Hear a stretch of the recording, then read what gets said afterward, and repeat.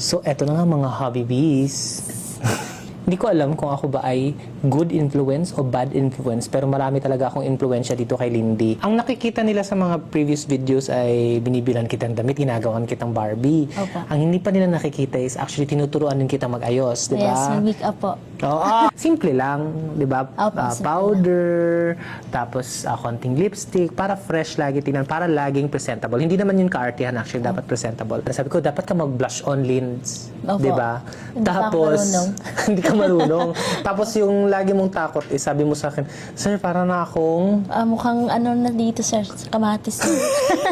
Siyempre, iba't ibang kulay yung blush on eh. So, dapat mamili ka ng kulay na bagay sa'yo. Minsan kasi sasabihin ko sa kanya, parang wala ka namang suot, Linds, kaya dadagdagan niya. Takot na siya kasi pag dinagdagan niya, mukha na talaga daw siyang kamatis. Pero sa totoo lang, may mga nakikita akong mga babaeng gano'n, na parang sobrang, parang sinampal yung pula ng blush on. Yes po. Meron akong nakikita sa feed ko na ginagamit ng mga artista at maraming nagre-review. Eto, paano ba ito i-pronounce? Aztec? AZTK?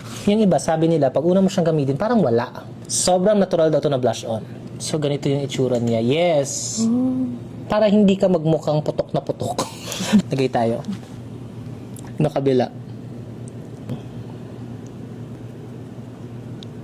I bet ko siya, girl.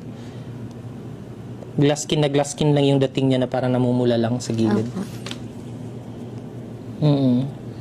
Very natural lang. Hindi siya mabigat sa mukha. Hindi po. Ay, Ganyan siya, girl! Ganda. Carry! ganda po. Char lang po. Nainggit ako. Parang pwede din to sa akin. Lagay na rin natin sa comments kung saan mabibili. Natural lang. Actually, bet ko siya. Ang ganda. Yes, very natural lang. Yes, ang ganda po. Parang nakakaputi siya. Oo, very fresh sa skin lang, oh. Opo. Siya yung type na blush, pwede pang araw-araw na hindi ka matatakot na nasobrahan. Opo, parang natural siya po eh. Lalo may in love sa'yo si... Hi! So, eto na nga mga hobby bees. Hindi ko alam kung ako ba ay good influence o bad influence, pero marami talaga akong influensya dito kay Lindy. Ang nakikita nila sa mga previous videos ay binibilan kitang damit, ginagawan kitang Barbie. Opo. Ang hindi pa nila nakikita is actually tinuturuan din kitang mag-ayos, di ba? Yes, mag-make up po.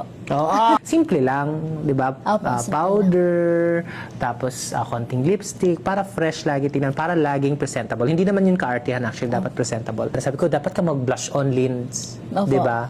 Hindi pa ako Tapos, marunong. hindi ka marunong. Tapos yung lagi mong takot, sabi mo sa akin, Sir, para na akong... Mukhang ano na dito, sir, sa kamatis.